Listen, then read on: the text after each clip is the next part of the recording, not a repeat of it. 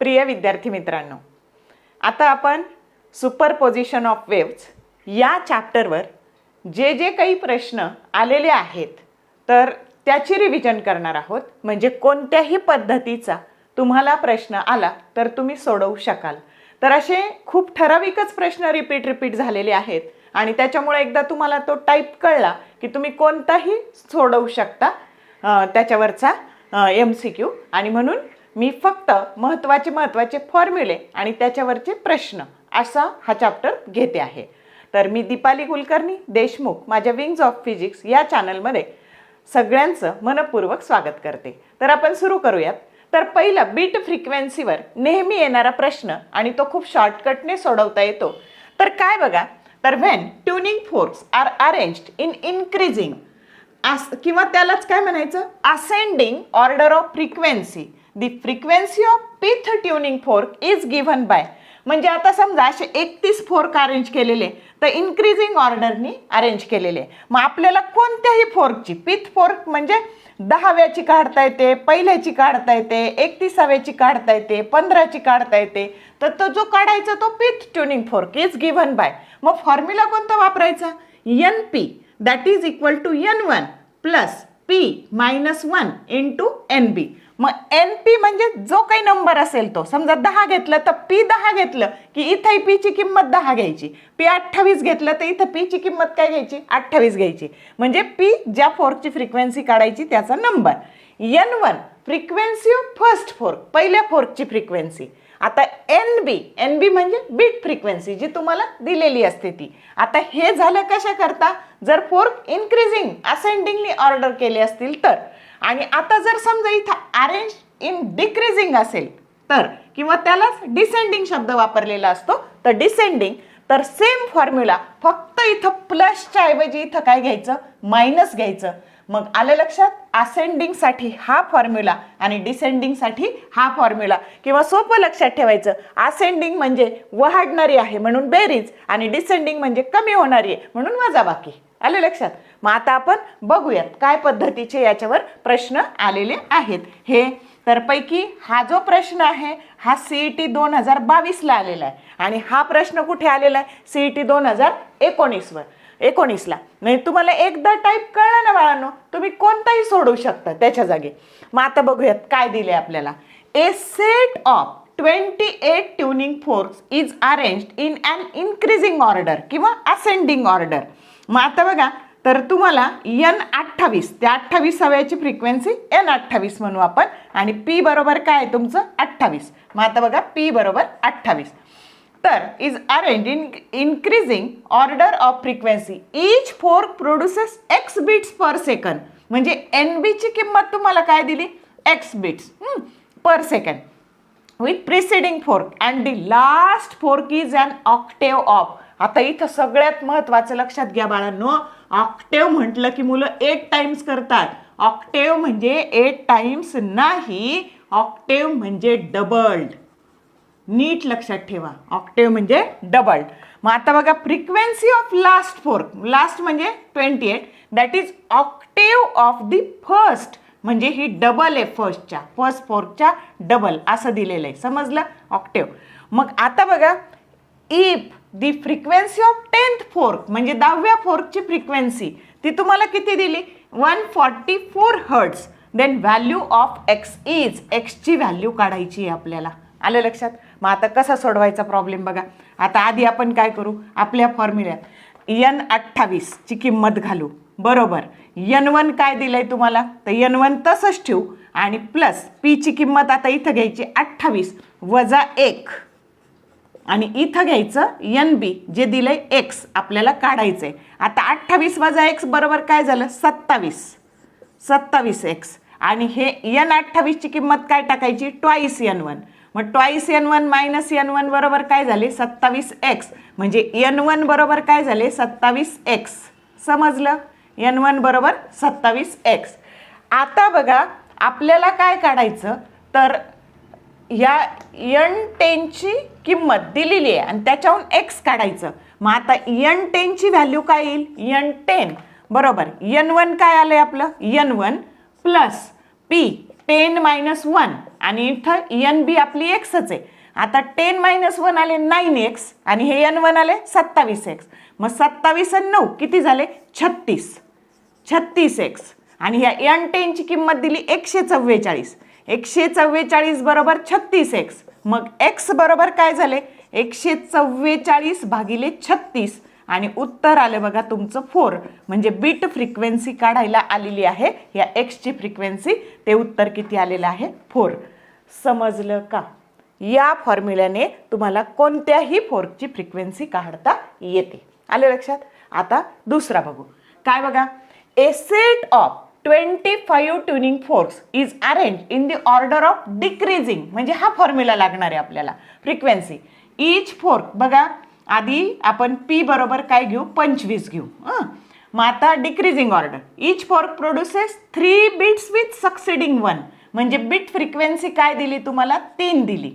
If the first fork is an octave off, बघा first fork that is an octave off, बघा the last म्हणजे n25. समजलं, कारण 25 fork आहे आणि इथं ऑक्टेव म्हणजे काय घ्यायचं, double. The frequency of first and 15 fork in hertz. आता 2 काढायचे आहे. पहिली काढायची n1 ची व्हॅल्यू काढायची आणि n15 ची व्हॅल्यू काढायची. आलं लक्षात? मग आता बघा आपल्या फॉर्म्युल्यानुसार n25 ला आधी आपण फॉर्म्युला लिहू. n25 बरोबर n1 मायनस p ची किंमत टाका, 25 वजा 1 24 आणि हे 24 आणि हे गुणिले 3 म्हणजे 72 आणि हे n1 बरोबर काय टाकून द्यायचे इथं, ट्वाईस n25 मायनस 72 आणि हे n25. आता याला तिकडं नेलं आणि याला इकडं आणलं तर n25 ची किंमत तुम्हाला मिळाली 72. किती मिळाली, 72. समजलं? आता त्याच्याहून n1 त्याच्या दुप्पट करायची की नाही. मग n1 बरोबर ट्वाईस इंटू n म्हणजे तुमची n1 काय आली, याच्या दुप्पट म्हणजे 144 हर्ट्ज. पहिली व्हॅल्यू मिळाली आपल्याला, n1 ची किंमत मिळाली. आता n15 काढायची. n15 बरोबर आता इथे n1 मायनस, आता बघा इथे 15 वजा 1 म्हणजे 14 आणि ही तुम्हाला 3 दिलेली आहे.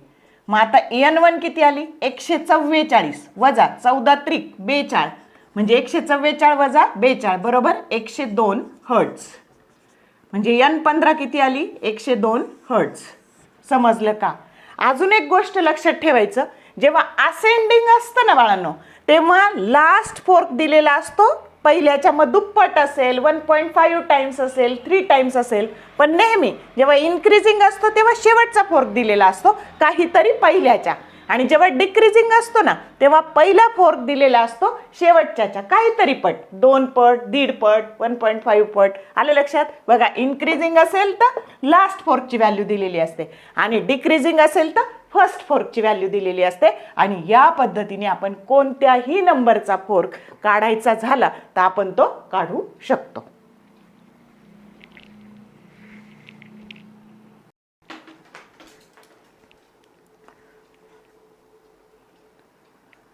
हे बघा, आता आपल्याला व्हायब्रेटिंग लेंथ त्याच्यावर PYQ पाहायचे आहेत. मग आता काय बघा, जेव्हा रेझोनन्स ट्यूब अशी असते तर आपण ही रेझोनन्स ट्यूब आहे याच्यावर ट्युनिंग फोर्क धरला, मग आपल्याला पहिला रेझोनन्स L1 लांबीला मिळाला आणि दुसरा रेझोनन्स L2 लांबीला मिळाला. मग आता ज्यावेळेस हे डिस्टन्स काय असतं तर distance between antinode and node, आणि हा अँटीनोड इथं नाही तयार होत, तो काहीतरी अंतरवर तयार होतो. आलं लक्षात? तर त्याला आपण काय म्हणतो, एंड करेक्शन. मग आता हे एंड करेक्शन आपल्याला कोणत्या फॉर्म्युल्याने मिळतं, E बरोबर 0.3D. 0.3D म्हणजे काय, inner diameter of this resonance tube. या त्या रेझोनन्स ट्यूबचा इनर डायमीटर. आणि मग आता आपल्याला ही जी लांबी असते ही, तर that is distance between antinode and node, that is λ/4. आणि हे असं थोडंसं वर घेतलं म्हणजे हे पहिलं फर्स्ट हार्मोनिक आणि इथं सेकंड हार्मोनिक, तर हे जे डिस्टन्स असतं हे 3 λ/4 असतं. कारण 1 λ/4, 2 λ/4, 3 λ/4. आणि म्हणून मग आता आपल्याला याची velocity of sound in air that is given by formula V that is equal to 4NL आणि हा NL म्हणजे काय असतो तर हे L ही लांबी आणि हे E L प्लस E आणि E that is nothing but 0.3D तर ही झाली व्हेलॉसिटी. मग आता या पद्धतीने आपल्याला अजून एक पद्धत आहे की जिथं आपल्याला हे ईची इनर डायमीटर न घेता पण व्हेलॉसिटी काढता येते. मग त्यावेळेस मात्र ह्या दोन लांबी दिलेल्या असल्या पाहिजे. इथे एकच लांबी असली दिलेली तरी व्हेलॉसिटी काढता येते, पण त्याला ही लांबी आणि इनर डायमीटर लागतो. आणि जेव्हा आपल्याला इनर डायमीटर दिलेला नसतो पण दोन लांबी दिलेल्या असतात तरी व्हेलॉसिटी काढता येते.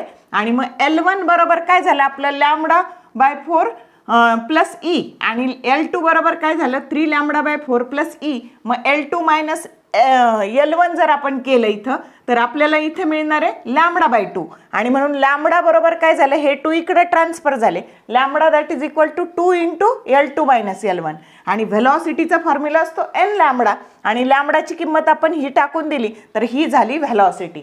मग ज्यावेळेस अशा दोन लेंथ दिलेल्या असतील त्यावेळेस हा फॉर्म्युला वापरायचा आणि एकच लेंथ दिली असेल तर हा फॉर्म्युला वापरायचा आणि इनर डायमीटर दिलं असेल तर एंड करेक्शनला हा फॉर्म्युला वापरायचा. आणि जेव्हा इनर डायमीटर दिलं असेल आणि एंड करेक्शन काढायचं असेल तर हा फॉर्म्युला वापरायचा. आणि दोन लेंथ दिले असतील पण इनर डायमीटर दिला नसेल तर इथं एंड करेक्शनला फॉर्म्युला वापरायचा L2 minus 3L1 divided by 2. समजलं. तर या फॉर्म्युल्याने आता हा PYQ कधी कधी विचारलाय बघा. CET 2021ला आणि CET 2022ला म्हणजे रिपीट झालेलं आहे. आता काय सांगितलं a tuning fork of frequency N is held near the open end. हा ट्युनिंग फोर्क आहे ज्याची फ्रिक्वेन्सी N आहे. हा कुठं धरला ह्या ओपन एंडला धरला तर near the open end of the tube which is closed at other end. ही एका टोकाला क्लोज्ड आहे इथं. And the lengths are adjusted until resonance occurs. म्हणजे ह्या लेंथ दोन्ही ॲडजस्ट केल्या कुठपर्यंत तर दोन रेझोनन्स येईपर्यंत. First resonance is at L1 हा फर्स्ट रेझोनन्स आणि second resonance is at L2. The speed of sound in air is. आता बघा इथं काढलंय आपण डायरेक्ट स्पीड ऑफ साऊंड कोणत्या फॉर्म्युल्याने मिळणार आहे तुम्हाला V बरोबर 2N into L2 minus L1. इतकं सोपं आहे. मग ह्या पद्धतीने ते काढलेलं आहे. आता पुढचं बघा. In a resonance tube, the first resonance with tuning fork occurs at. बघा पहिला रेझोनन्स L1 काय दिली तुम्हाला 16 सेंटीमीटर आणि सेकंड रेझोनन्स ॲट कुठं आलाय तो 49 सेंटीमीटरला. आणि इफ V बरोबर म्हणजे velocity of sound in air is 330 meter per second. The frequency of tuning fork is N काढायचं आहे तुम्हाला. V दिलेला आहे N काढायचं आहे. मग आपल्या ह्या फॉर्म्युल्यात तुम्हाला जर N काढायचं असेल तर N बरोबर काय झालं मग हे V divided by 2 into L2 minus L1 हा झाला. या फॉर्म्युला आपण N साठी अरेंज केला. मग V काय दिले बाळांनो 330 ना हे 2 तसेच आणि हे L2 मायनस L1 म्हणजे 49 मायनस 16. बघा 49 मायनस 16. मग आता हे किती झाले 3 आणि 3 33. किती आले ते 33. पण हे सेंटीमीटर आहे आणि हे मीटर पर सेकंद आहे म्हणजे याला मीटर करायला 10⁻² ने मल्टिप्लाय करावं लागेल. आता किती सोपं झालं हे झाले 10 डिवायडेड बाय 2 म्हणजे हे झाले 5 इंटू 10⁻² वर गेले 2 आणि दॅट इज नथिंग बट 500 म्हणजे फ्रिक्वेन्सी किती झाली 500 हर्ट्स. म्हणजे ऑप्शन आला ए. हा कधी आलेला आहे CET 2011ला आलेला आहे. समजतंय. मग म्हणजे जेव्हा दोन लेंथ फक्त दिल्या जातात तर फ्रिक्वेन्सी आली तर फ्रिक्वेन्सी काढायची, व्हेलॉसिटी आली तर व्हेलॉसिटी काढायची. आता पुढचा प्रश्न बघा. हा CET 2015ला ह्या फॉर्म्युल्यावर प्रश्न आलेला आहे की हा end correction pipe open at both end असेल तर दोन्हींपैकी कोणताही एक फॉर्म्युला चालू शकतो. काय बघा N1 L1 वजा N2 L2 divided by 2 into both end म्हटलं की इथं 2 घ्यायचं आणि इथं N1 आधी असेल ना बाळांनो तर इथं खाली घेताना N2 मायनस N1 घ्यायचं आणि जर इथं N2 L2 minus N1 L1 असेल तर खाली घेताना 2 घ्यायचं pipe open at both end म्हणून. पण इथं N2 आधी आहे म्हणून आतमध्ये काय घ्यायचं N1 मायनस N2. समजलं. इथं जे घेणार त्याच्या अपोजिट इथं घ्यायचं आणि pipe open at one end आलं तर हे 2 फक्त घ्यायचे नाहीत बाकी सेम प्रोसिजर. आलं लक्षात. म्हणजे ह्या फॉर्म्युल्यावर सुद्धा तुम्हाला MCQ येऊ शकतो. किती सोपं आहे बघा. N1 L1 वजा N2 L2, तर 2 असेल तर इथं 2 आणि N1 आधी घेतलं तर आतमध्ये काय घ्यायचं, N2 मायनस N1. या पद्धतीने याच्यावर बरेच सारे प्रश्न आलेले आहेत. ओके.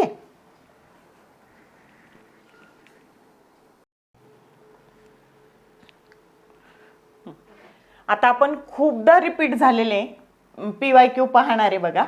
काय, a sonometer wire is vibrating in third overtone. There are, बघा आता हा CET 2019, 2020, 2022 ला आलेला आहे आणि एकदम सोपा आहे. आता बघा हे ऑप्शन दिलेले, तर आता ही केस काय, फर्स्ट ओव्हरटोनची, ही केस काय, सेकंड ओव्हरटोनची आणि ही केस काय, थर्ड ओव्हरटोनची. तर तुम्हाला थर्ड ओव्हरटोनमध्ये काय विचारलं, किती नोड आणि किती अँटी नोड. बघा 1 2 3 4 5, 5 नोड आणि किती अँटी नोड, 4 अँटी नोड. बघा तिसऱ्यामध्ये म्हणजे करेक्ट ऑप्शन काय, 5 node and 4 antinode, B option. मग आता इथं सगळे मी लिहून दाखवले बघा. पहिला ओव्हरटोन असेल तर 3 नोड, एक कमी घ्यायचा अँटी नोड, समजलं, फर्स्ट. त्याच्यानंतर दुसरा ओव्हरटोन किती नोड, 4 नोड आणि 3 अँटी नोड, समजलं. तिसऱ्याला ऑलरेडी पाहिलंय आपण. म्हणजे कोणती केस विचारली तर या पद्धतीने तुम्हाला नोड अँटी नोड काढता येतील का नाही. पण हीच थर्ड ओव्हरटोनचीच केस खूप वेळा विचारली आहे, समजलं. म्हणजे तुम्ही सिंपल लक्षात ठेवलं 5 नोड आणि 4 अँटी नोड, तर एवढं करायची पण गरज नाही, समजलं का. आता पुढचं बघा, when an air column in a pipe open at both end. बघा pipe open at both end vibrate such that 4 antinode and 3 node are form, then corresponding mode of vibration is. आता बघा इथं गफलत होती, मुलं generally याच्यानुसार जातात आणि इथं म्हणतात की तुम्हाला जर 4 नोड आणि 3 अँटी नोड असे सांगितले तर तुम्हाला वाटतं की हे थर्ड ओव्हरटोन आहे, पण तसं नाही आहे. ही फर्स्ट हार्मोनिकची केस आहे. फर्स्ट हार्मोनिक म्हणजे 0 ओव्हरटोन. ही सेकंड हार्मोनिकची केस आहे म्हणजे फर्स्ट ओव्हरटोन. आणि तुम्हाला 4 अँटी नोड आणि 3 नोड ओपन ॲटला कमी येतं, हे क्लोजला उलटं येतं आणि ओपन ॲटला उलटं येतं. थर्ड हार्मोनिक म्हणजेच कोणता ओव्हरटोन, सेकंड ओव्हरटोन, की ज्याच्यामध्ये 4 अँटी नोड आणि 3 काय आहेत, नोड आहेत. म्हणजे ही केस कशाची आहे, सेकंड ओव्हरटोनची आहे. हा CET 2021 ला आलेला आहे, आलं लक्षात. त्याच्यानंतर हा तर परत 3 वेळा रिपीट झालाय. 2017 ला आलाय, 2020 ला आलाय, 2021 ला आलाय. तर काय बघा, in a sonometer experiment the string of length L, बघा ही L इतक्या लांबीची स्ट्रिंग आहे, under tension vibrates in a second overtone. ही केस आहे, सेकंड ओव्हरटोन आहे. मग आता बघा, between 2 bridges the amplitude of vibration is maximum at. म्हणजे थोडक्यात काय, ॲम्प्लिट्यूड ऑफ व्हायब्रेशन मॅक्सिमम या अँटी नोडला असतं. मग आता ही टोटल जर तुमची L इतक्या लांबीची आहे तर त्याचे किती भाग करा, 1 2 3 4 5 6. आणि मग पहिला अँटी नोड बघा कुठे आलेला आहे तुमचा, तर 1 L/6 ला. बघा आता दुसरा 1 L/6, हा 2 3, दुसरा कुठे आला, 3 L/6 ला. आणि इथं 1 2 3, 3 ला आला, 4 5, पुढचा 5 L/6 ला आला. आणि मग आता बघा L/6 जसेच्या तसे हे 3 L/6 म्हणजे काय आले, L/2 आले आणि 5 L/6 या ठिकाणी अँटी नोड आहे, म्हणजे तिथं स्ट्रिंग मॅक्सिमम व्हायब्रेट होणार आहे. आणि म्हणून करेक्ट ऑप्शन काय बघा तुमचा, L/6, L/2 आणि 5 L/6, डी. चांगला करून ठेवा, सोपा आहे बघा, खूप वेळा रिपीट झालेला आहे म्हणून इथं VIMP लिहिलेलं आहे. तर या पद्धतीने बरेचसे रिपीट झालेले PYQ या तुमच्या ह्या लेक्चरमध्ये मी घेण्याचा प्रयत्न केलेला आहे. जर तुम्हाला व्हिडिओ आवडला तर लाईक करा, शेअर करा, कमेंट टाका, त्याच्यानंतर बेल आयकॉन प्रेस करा, चॅनलला सबस्क्राईब करा. Wish you all the best for your study and thank you very much for watching this whole video.